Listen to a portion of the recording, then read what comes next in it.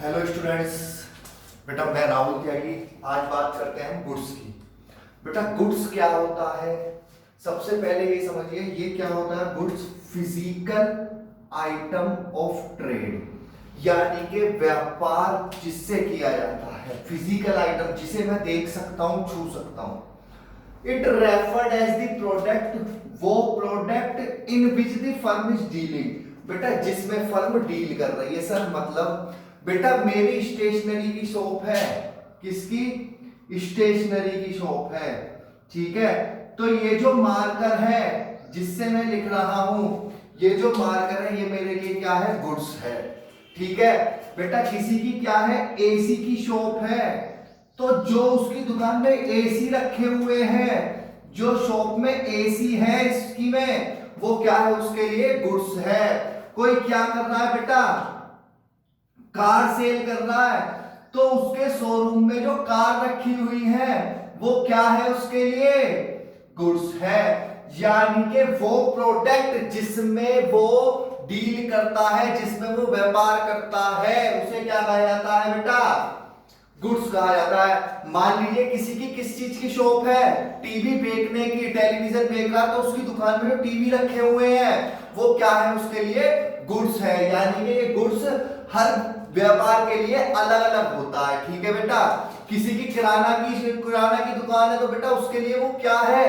जो उसका सारा आइटम है, नमक, मिर्च, शुगर, टी, वो सारे क्या होंगे? गुड्स होंगे। फर्नीचर की दुकान है किसी की, तो उसके यहाँ जो फर्नीचर रखा हुआ है वो क्या कहलाएगा? उसका गुड्स कहलाएगा।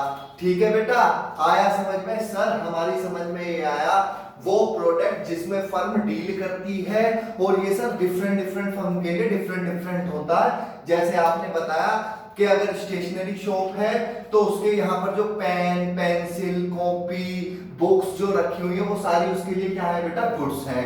किसी की एसी की शॉप है या इलेक्ट्रॉनिक गुड्स की शॉप है। ठीक है बेटा, किसकी शॉप है? उसकी इलेक्ट्रॉनिक आइटम्स की, तो उसके यहां पर जितना भी इलेक्ट्रॉनिक आइटम रखा हुआ है, ठीक है, बल्ब रखे हुए हैं, एसी रखे हुए हैं, जो भी लिखा रखा हुआ है, उसके यहां पर फ्रिज रखा हुआ है, वो सारे क्या है? उसके लिए गुड्स है। सर हमारी समझ में आ गया। अब बेटा गुड्स परचेज करा जाएगा या सेल करा जाएगा? ठीक है, परचेज किसे कहते हैं? Purchase of good for resale purpose, यानी कि जो मैंने माल खरीदा किस उद्देश्य के लिए? या तो रीसेल पर्पस के लिए खरीदा है, या फिर यूज एज रॉ मटेरियल, या मैं कर रहा हूं क्या? उसे रॉ मटेरियल के तौर पर यूज कर रहा हूं। सर मतलब बेटा ये समझ में आया? ये स्टेशनरी की शॉप बताई थी मैंने।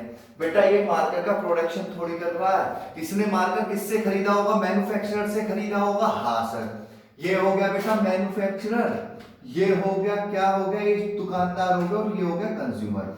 बेटा इसने इससे क्या करा होगा? परचेज करा होगा, और किसे बेच दिया होगा? इसे। यानी कि इसने जो माल खरीदा जाता है किस पर्पस के लिए? रीसेल पर्पस के लिए, उसे क्या कहा जाएगा? परचेज कहा जाएगा। आया समझ में बेटा या नहीं आया? सर आ गया। जो माल हम रीसेल पर्पस के लिए खरीदते हैं वो क्या कहलाएगा? मेरा परचेज कहलाएगा। बेटा आप दो तरीके से परचेज कर सकते हैं, कैश और क्रेडिट। आया समझ में? सर हम परचेज दो तरीके से कर सकते हैं, कैश और क्रेडिट। बेटा कैश का मतलब क्या होता है? नगद। When goods purchase for cash, it is called cash purchase. आया बेटा समझ में या नहीं? जब माल नगद खरीदा जाता है, मैंने मार्कर खरीदा, मैंने, इसने कंज्यूमर ने क्या, इसने क्या करा? इससे माल खरीदा, इसने परचेज करा, और इसे क्या दे दिया रिटर्न में? कैश दे दिया। तो बेटा ये क्या कहलाएगा? कैश परचेज कहलाएगा। आया समझ में आपको या नहीं?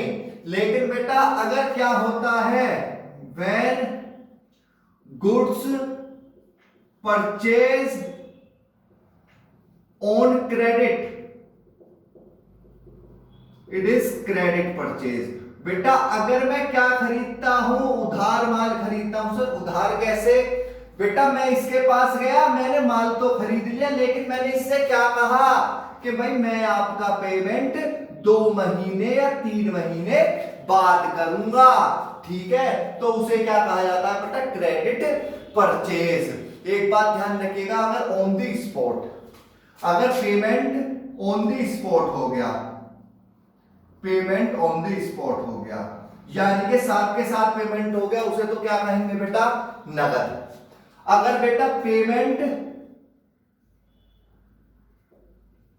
आफ्टर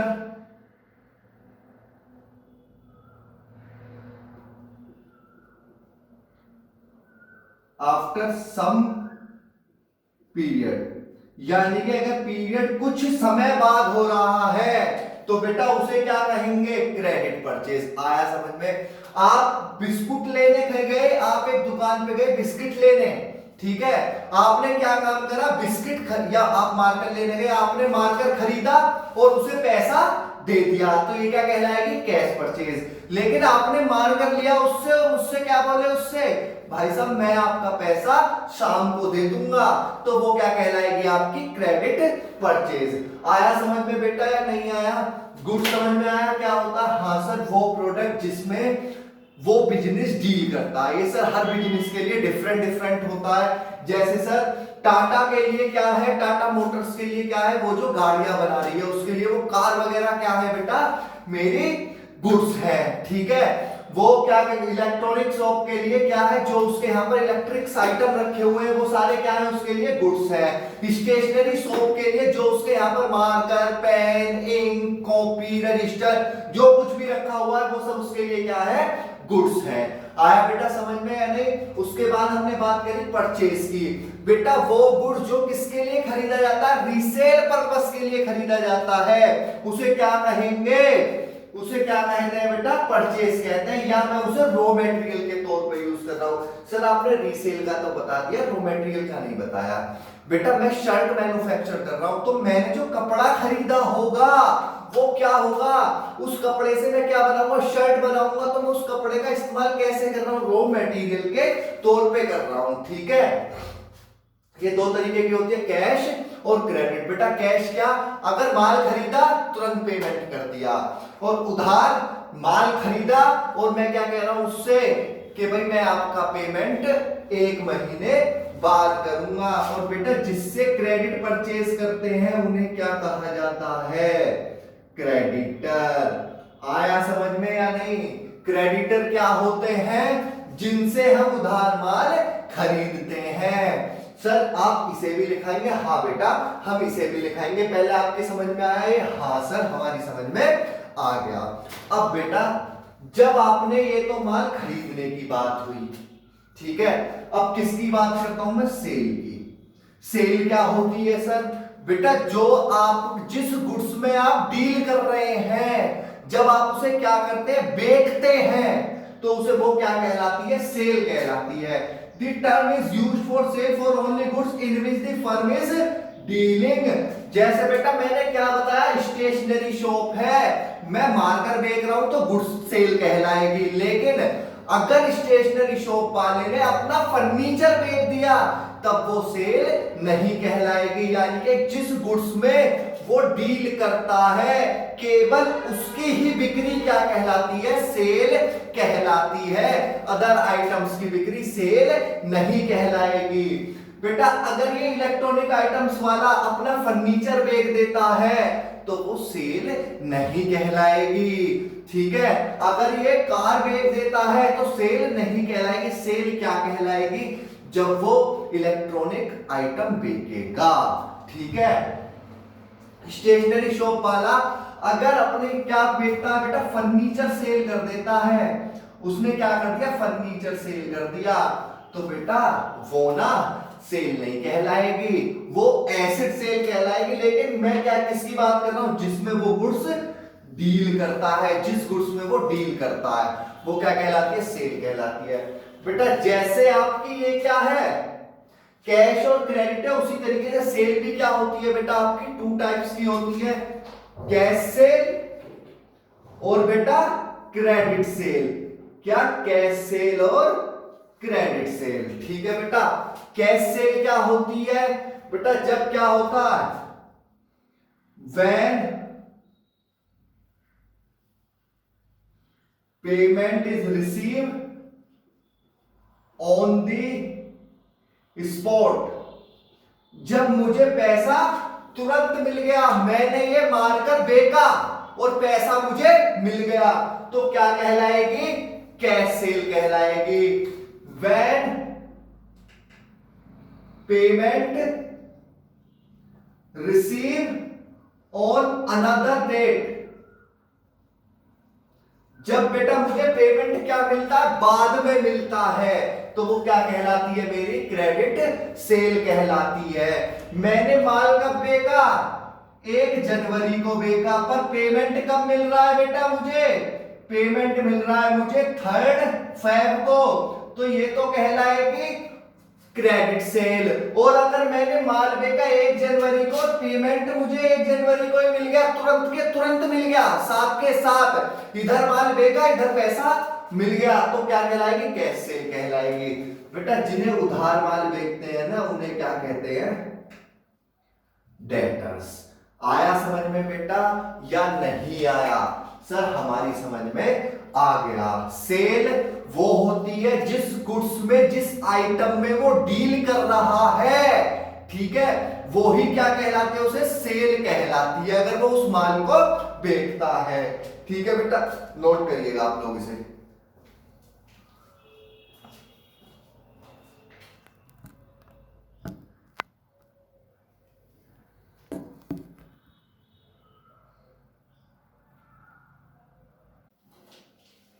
चलिए बेटा, हमने क्या बात करी थी अभी? परचेज की।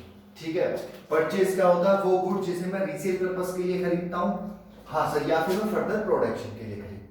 कैश होती है क्रेडिट। कैश का मतलब क्या होता है? जो मैंने ऑन द स्पॉट पे पेमेंट कर दिया। क्रेडिट का मतलब जो मैंने उधार खरीदा। बेटा क्रेडिट, जिससे उधार माल खरीदते हैं उसे क्या कहा जाता है? Sir creditor. ठीक है, तो बेटा क्रेडिटर क्या होता है? क्रेडिटर इज द पर्सन और फर्म, क्रेडिटर वो व्यक्ति या firm from home goods purchase on credit, जिससे मैंने क्या खरीदा होगा? उधार माल खरीदा होगा, उन्हें क्या कहा जाता है बेटा? क्रेडिटर। अब एक बात बताइए, मैंने उधार माल खरीद लिया, हाँ सर, मुझे पेमेंट तो करना पड़ेगा, हाँ सर, तो बेटा ये मेरी क्या हो गई? रेस्पॉन्सिबिलिटी हो गई कि मुझे उन्हें पे करना है, तो ये मेरी क्या होती है बेटा? लायबिलिटी होती है। क्या होती है? मेरी लायबिलिटीज। अब बेटा क्रेडिटर, दूसरी बात आती है बेटा किसकी? बिल्स पेबल की। एक बात बताइए, मुझे किसी ने उधार माल दिया, ठीक है, मैंने उससे खरीद लिया। अब ऐसा भी तो हो सकता है बेटा कल को मैं उससे मना कर दूं, ठीक है, क्यों? क्योंकि उसके पास कोई एविडेंस नहीं है कि उसने मुझे उधार माल बेचा था, इसलिए वो क्या करता है? मेरे ऊपर एक बिल लिख देता है। क्या लिख देता है बेटा? बिल लिख देता है। किसके ऊपर? मेरे ऊपर, ठीक है, कि भाई तुम्हारे ऊपर इतना पैसा उधार है, ठीक है, और इस चीज का उधार है, और इसे तुम इस टाइम में 1 महीने बाद या 2 महीने बाद क्या करोगे? मुझे पे करोगे। उसके बाद वो उस पे क्या करवा लेता है बेटा? मेरे साइन करा लेता है, ठीक है, इससे उस पे क्या होगा? उसके पास एक एविडेंस होगा, तो उसी जो जिस बिल पे वो साइन कराता है, मेरी एक्सेप्टेंस लेता है, वही क्या कहलाता है बेटा? बिल्स पेबल कहलाता है। आया समझ में या नहीं? सर एक बार और बता दीजिए। देखिए बेटा, बिल्स पेबल, आपने उधार माल खरीदा, हाँ सर, हाँ, उधार माल खरीदने के बाद बेटा ऐसा भी तो हो सकता है मैं आपसे ये कह दूं मैंने आपसे उधार माल खरीदा, या ऐसे समझिए ये रामू है, ये श्यामू है। बेटा सामू ने क्या करा था? रामू से उधार माल खरीदा था। क्या खरीदा था बेटा? उधार माल खरीदा था। रामू ने दे दिया इसे कि भाई ले जाओ, कोई दिक्कत नहीं है। अब शामू ने कहा था भाई मैं 2 महीने बाद तुम्हें पेमेंट कर दूंगा। अब भाई साहब 2 महीने हो गए, रामू जी पहुंचते हैं शामू के पास कि शामू शामू जो तुम मेरे से पैसा कह रहे थे 2 महीने पहले कि मैं दे दूंगा, लाओ वो पैसा दे दो। शामू क्या कहेगा, कौन सा पैसा? तो ये क्या कहेंगे, भाई साहब मैंने आपको माल बेचा था। तो शामू क्या कहेगा, भाई साहब कब बेचा था? बेटा ये ऐसा क्यों कर सकता है, क्योंकि आपके पास कोई भी एविडेंस नहीं है, इसलिए रामू क्या करेगा बेटा, रामू जब इसे उधार माल बेचता है तो एक बिल क्या करा लेता है, साइन करा लेता है। उस बिल को ही क्या कहा जाता है, बिल्स पेबल कहा जाता है। यानी कि एविडेंस हो गया वो कि आप एक स्पेसिफाइड डेट को मुझे ये पैसा दे देंगे। द बायर ऑफ गुड्स और सर्विसेज हु एक्सेप्ट, कौन एक्सेप्ट करता है बेटा, जिसने खरीदा होगा, यानी कि मैं एक्सेप्ट करूंगा। क्या एक्सेप्ट का मतलब क्या है, अपने साइन करेगा। The bill of exchange drawn by the seller, बेटा लिखता कौन है, सेलर, यानी कि जिसने माल बेचा होगा। एक्सेप्ट किसने करा, सामू ने। और बेटा लिखा किसने होगा, रामू ने। Amount of which is paid on specified date, जो उस पे अमाउंट लिखी होगी वो मुझे स्पेसिफाइड डेट को क्या करनी पड़ेगी, पेड करनी पड़ेगी। आया समझ में बेटा या नहीं आया? और बेटा इन दोनों को मिलाकर creditor plus bills payable, bills payable, बेटा बिल्स पेबल को ना हम बीपीबी कह देते हैं, ठीक है। और ये क्या कहलाता है बेटा मेरे, ट्रेड पेबल। क्या कहलाते हैं बेटा, ट्रेड पेबल। ट्रेड पेबल का मतलब व्यापार, पेबल का मतलब देना, यानी कि व्यापार का पैसा जो अभी देना बाकी है, ठीक है बेटा। जब पैसा देना बाकी है तो ये मेरे क्या कहलाते हैं, लायबिलिटी कहलाते हैं। ओके,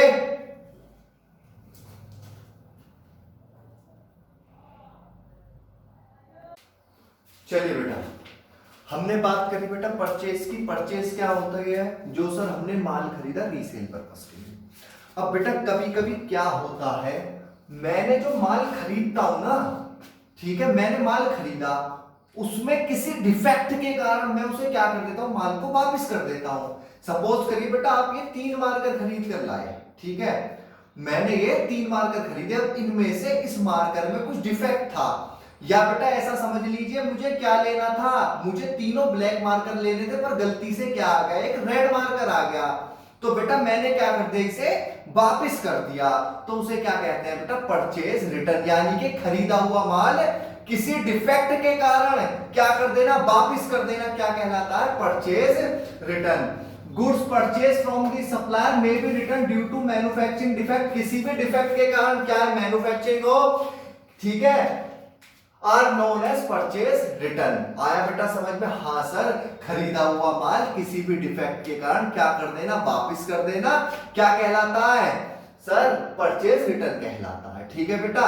या क्वालिटी में डिफरेंट है या साइज में डिफरेंट है, किसी भी कारण से अगर आपने माल खरीदा हुआ वापस कर रहे हो तो उसे क्या कहा जाता है बेटा, परचेज रिटर्न। बेटा इसका एक और नाम है, जैसे आपका नाम कुछ और होगा, ताऊ जी किसी और नाम से बुलाते होंगे, चाचा कुछ और नाम से बुलाते होंगे, ऐसी बेटा इसका भी एक नाम और है, परचेज रिटर्न या फिर रिटर्न आउटवर्ड, रिटर्न आउटवर्ड। बेटा एक बात बताइए, आपके पास से माल बाहर जा रहा है ना, आपके पास से माल बाहर जा रहा है, ठीक है, मेरे ये 3 लाया था, एक को मैं वापस कर रहा हूं तो मेरे पास से जा रहा है, तो इसका मतलब क्या है, आउटवर्ड, रिटर्न आउटवर्ड भी कहते हैं, ठीक है बेटा।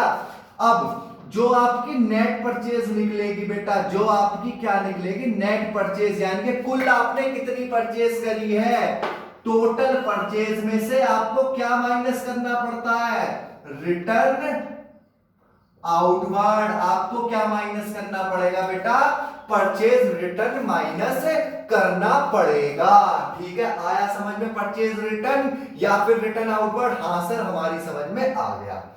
अब बेटा जब परचेज रिटर्न होती है तो सेल्स रिटर्न भी होती होगी। आपने ये मार्कर बेच दिए, अब आपके पास वो मार्कर लेकर आ गया, चाहे उसकी क्वालिटी में डिफरेंस था, ठीक है, या उसके साइज में डिफरेंस था, ठीक है बेटा, किसी भी कारणवश वो क्या कर रहा है, आपके पास माल को वापस कर रहा है, ठीक है, कौन, कस्टमर, कस्टमर अपियर आप नहीं कर रहे, अपियर आपने जिसे बेचा है वो आपको माल वापस कर रहा है, ठीक है। जैसे बेटा ये है राम, ये है मोहन, इसने इसे सेल करी थी राम ने, तो बेटा अपियर वापस कौन करेगा, मोहन करेगा। किसी भी डिफेक्ट के कारण, क्या है साइज में डिफेक्ट है, क्या है क्वालिटी में डिफेक्ट है, उसे क्या कहते हैं, सेल्स रिटर्न, यानी कि बेचा हुआ माल किसी भी डिफेक्ट के कारण वापस आना क्या कहलाता है बेटा, सेल्स रिटर्न कहलाता है।